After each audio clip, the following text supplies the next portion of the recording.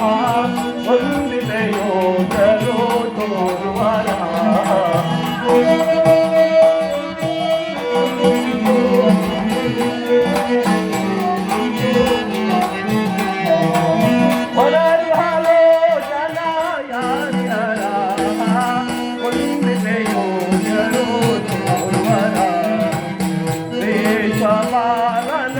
ಕಾರ್ಯಗೆ ಬಂದಿನ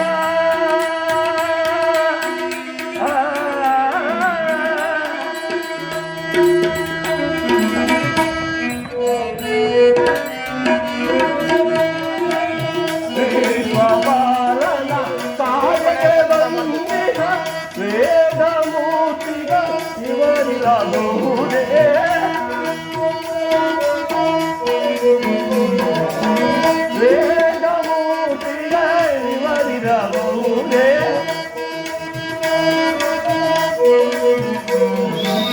ಪನರ್ಹಾಲೋಚನ ಚಾರಿಹರ ಹೊಂದಿದೆಯೋ ವರ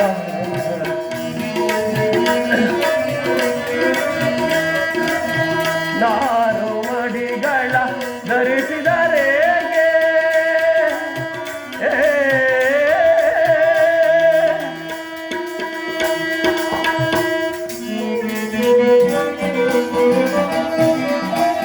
ನಾರು ಮಡಿಗಳ ಧರಿಸಿದರೆ ಕರದಲ್ಲಿ ಶಾಪವ ಬಿಡಿಸಿದರೆ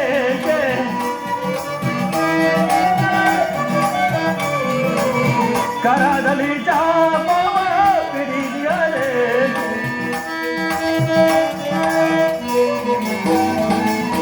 ಪನರ್ಹಾಲೋಚನ ಚಾರಿಹರ ಹೊಂದಿದೆಯೋ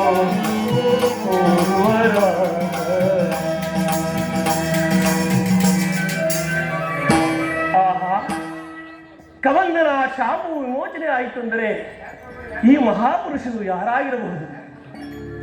ಷೋಡಶ ಕಳೆಗಳಿಂದಲೂ ದೀರ್ಘವಾದ ಬಾಹುಗಳಿಂದಲೂ ಕೂಡಿರುವ ಇವರನ್ನು ರಾಜಕುಮಾರ ಎಂದು ಭಾವಿಸೋಣವೇ? ಜಟಾವಲ್ಕಲ ಧಾರಿಗಳಾಗಿರುವುದು.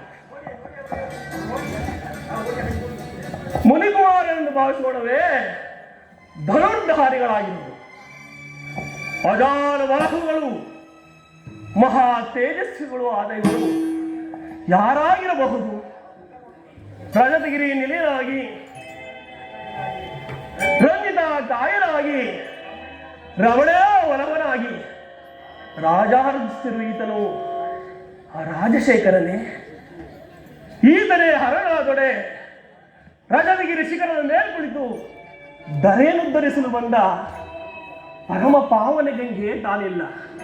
ಇಲ್ಲ ಇಲ್ಲ, ಈತನು ಗಂಗಾಧರನಲ್ಲ. ಈತನು ಯಾರಾಗಿರುವುದು? ಪ್ರಸನ್ನವದನನು, ಪದ್ಮಾಸನು, ಪದ್ಮ ಸಂಬೋಧನೂ ಆದ ಆ ಬ್ರಹ್ಮದೇವನೇ? ಕರದಿ ಕಂಠಾಣಿ ಇಲ್ಲ, ತುಳಸಿ ಜಪಸರಗಳಿಲ್ಲ, ಮೇಲ್ಸಿರವು ನಾಲ್ಕಿಲ್ಲ. ಆ ಸರಸಿದೋದ್ವನು ಈತನಲ್ಲ. ಹಾಗಾದರೆ ಇವರು ಯಾರಾಗಿರಬಹುದು?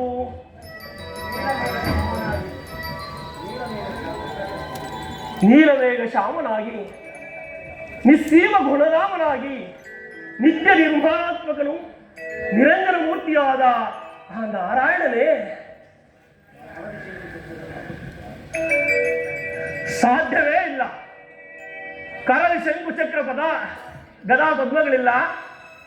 ಕೋಳಿ ಸೂರ್ಯ ಪ್ರಕಾಶಮಾನವಾದ ಕೌಸ್ತುಭ ಮಣಿ ಇಲ್ಲ. ಮಣಿಮಕುಟ ರತ್ನಾಭರಣವು ಧರಿಸಿಲ್ಲ. ಪರಿಶಾಹಿ ಪ್ರಹ್ಲಾದವರದ ಈತನಲ್ಲ, ಈತನಲ್ಲ. ಹಾಗಾದರೆ ಈತನು ಯಾರಾಗಿರಬಹುದು? ಲಕ್ಷ್ಮಣ, ಇಲ್ಲಿ ಬಾ. ಈತನ ವಿನಯ ವಿಧೇಯಗಳನ್ನು ನೋಡಿದೆ ಎಷ್ಟು ಮಟ್ಟಿಗಿರುವುದು? ಹೌದು ಅಣ್ಣ. ಲಕ್ಷ್ಮಣ, ಅಲ್ಲಿ ನೋಡು. ಆತನ ಕರ್ಣದಲ್ಲಿ ಒಳೆಯುತ್ತಿರುವ ಕರ್ಣಕುಂಡಲಗಳು ಸೂರ್ಯ ಪ್ರಕಾಶವಾಗಿ ಕಾಣುತ್ತಿರುವಲ್ಲ.